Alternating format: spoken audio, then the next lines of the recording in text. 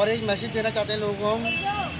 आज जश्न ईद मिलाद नबी का दिन है और हमारे नबी सल्लल्लाहु अलैहि वसल्लम ने कहा है मज़हब जो है, सफाई भी जो है आधा ईमान है, तो इसलिए हम चाहते हैं सफाई की ज़्यादा से ज़्यादा करी जाए।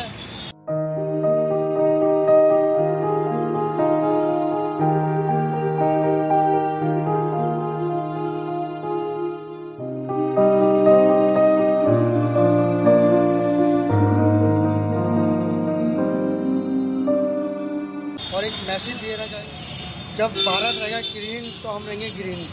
इसी को लेकर आज ये करोड़ों क्षेत्र में लोगों को समझाया गया है, आप कचरा इधर न फेंकें, कचरा कहीं पर इकट्ठा करके रखें, और नहीं तो हमें फ़ोन करके बुलाएं नेहरू के लोगों को, हम कचरा लेकर जाएंगे।